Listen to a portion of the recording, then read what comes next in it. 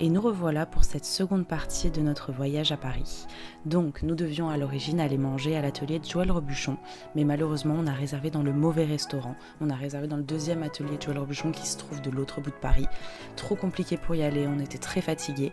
Donc finalement, on a pris une réservation dans un restaurant qui était juste à côté de l'hôtel, qui s'appelle le Choupinet, qui était vraiment sympa, avec de bonnes portions, un accueil hyper agréable, le restaurant était joli, on a passé une super soirée.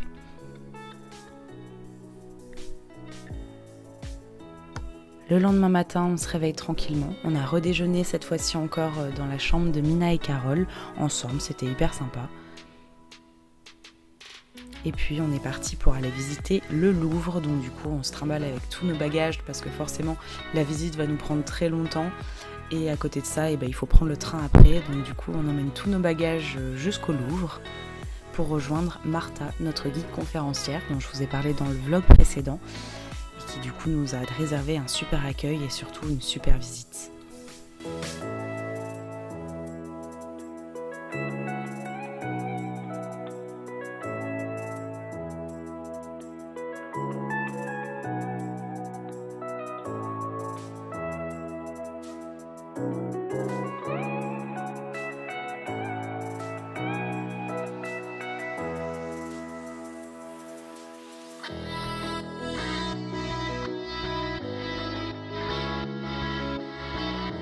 Une fois nos valises déposées dans les vestiaires, on peut commencer la visite, équipée avec les oreillettes que Martha nous a fournies et qui sont super parce que ça nous permet en fait de continuer la visite. Genre on a pu s'éloigner d'elle, aller regarder des tableaux, aller voir des statues, etc.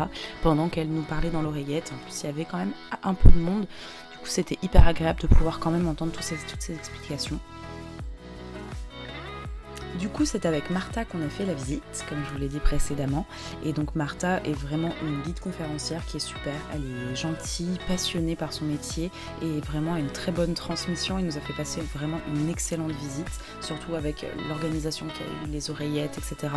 Pareil, comme Karine, elle s'était renseignée au préalable pour pouvoir prendre tous les ascenseurs qu'il fallait pour faciliter la visite, tous les points d'accès, c'était vraiment très appréciable. En plus, on a découvert que les sous-sols du Louvre étaient équipés avec des tables de braille, donc ce qui était super pour Cali et qui lui a permis d'avoir aussi plein d'explications et de bien visualiser ce qui se passait.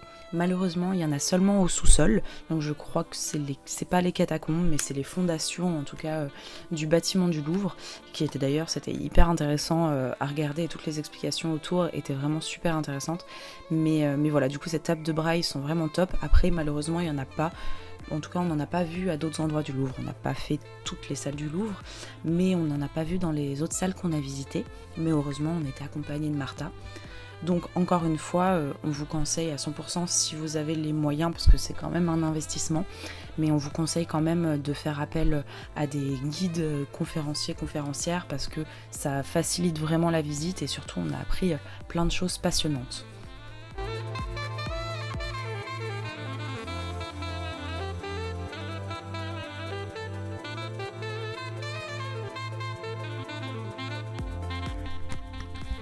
Je vais bien sûr vous laisser profiter un petit peu aussi des images de cette visite, avec du coup toutes les très belles œuvres. J'ai beaucoup aimé le fait qu'ils aient mélangé avec des peintures au plafond du coup qui sont contemporaines, donc de l'art contemporain, des peintures contemporaines avec du coup des œuvres antiques. C'était vraiment merveilleux.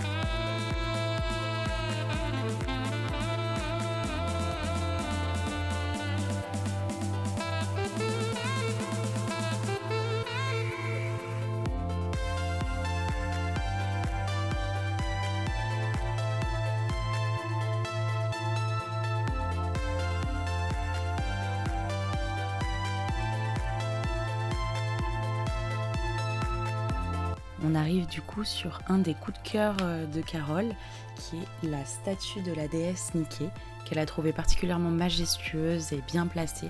Et c'est vrai c'est une statue qui est vraiment marquante et qui est placée en plein milieu de différents couloirs. Où qu'on soit, on va arriver devant cette statue. Et du coup, c'est vraiment très impressionnant.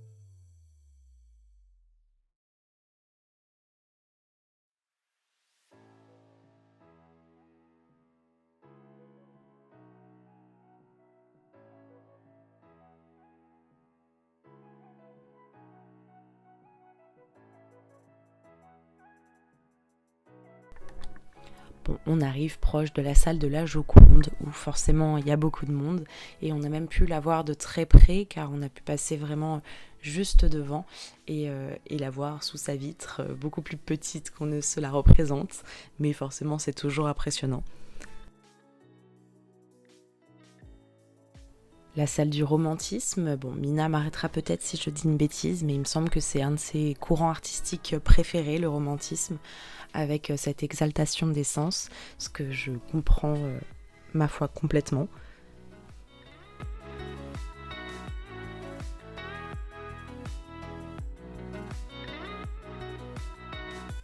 En tout cas, le Louvre nous a réservé plein de bonnes surprises, et notamment au niveau de l'accessibilité, où l'accessibilité est beaucoup moins compliquée qu'à Versailles. Il y a beaucoup d'ascenseurs.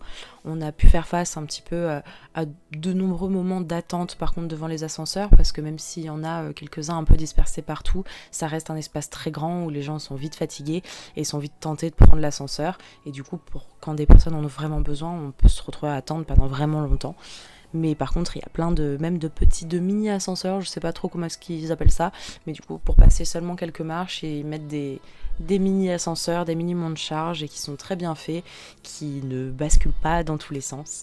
Et ça nous a vraiment facilité la visite et évité de prendre des détours qui auraient pu nous fatiguer à faire vraiment des centaines de mètres en plus pour arriver à une rampe, alors que là, il y avait des petits monts de charge partout, et c'était vraiment très agréable.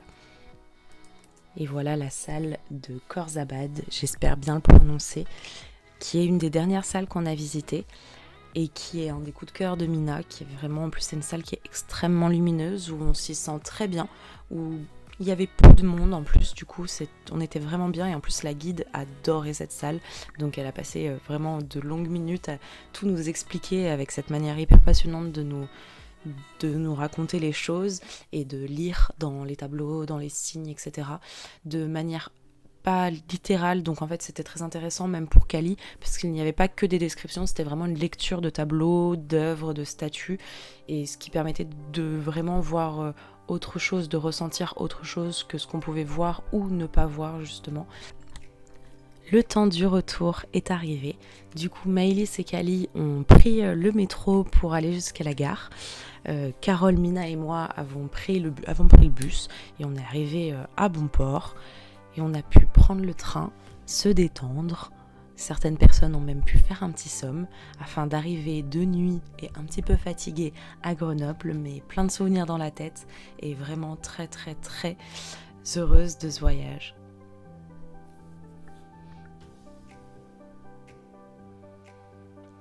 Voilà, en tout cas, j'espère que ces deux parties de vlog vous auront plu, vous en auront appris plus sur l'accessibilité à Paris.